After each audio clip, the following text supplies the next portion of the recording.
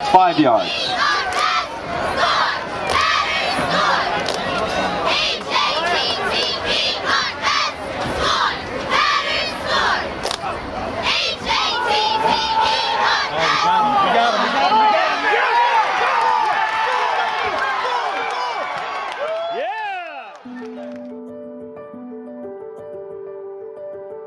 Glen Mourning, Danbury High Athletic Hall of Fame, class of 2025. Being recognized for athletic achievement, having played football at Danbury High School, is pretty significant, but I would say more importantly, all the hard work that my mom and my grandparents and even my uncles and just the rest of the community had just poured into me as a young person, it finally gets a chance to be placed somewhere for other people to recognize.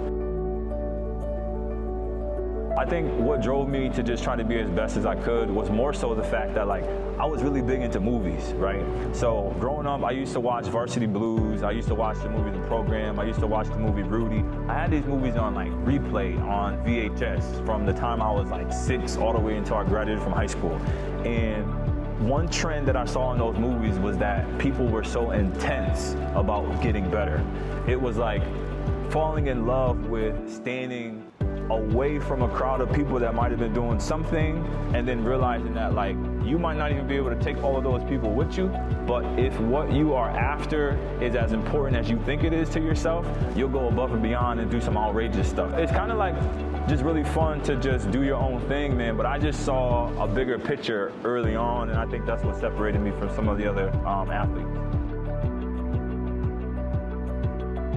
I'm really excited to be here. I know that he's just been crawling pretty much almost out of his clothes, so it's just nice to be able to meet more of his friends and also just make all the connections with the stories that he's told me. So to sit at his high school here in the gym and see all the games he played at and look at the field is pretty awesome. To just be able to honor him and celebrate in this way while our child, is running around in the background. We will stick to football now being on screen and in the backyard at home. There we go. Some of the achievements that I've had in regards to just scholastic success or academic success or using all my life skills to really improve my whole family's trajectory. I think being inducted into your high school Hall of Fame for athletics, it's probably up there with maybe getting married, right? Because when you get married, especially if you're someone who believes in God and you get married and you have a strong faith, that's something that you want to instill in everybody around you to make everyone else better. So to be recognized as one of the athletes for the 2025 Hall of Fame class is special, not only because I get a chance to obviously acknowledge my efforts as a teenager and after high school, but I get to let my kids see it. I get to pass down the effort that it takes to really be elite, even if it's in a small town or regardless of whether it's a big city, right? To stand out and to finally have a chance to say thank you for all those people for allowing me to express my talent and to just become a better version of myself day after day.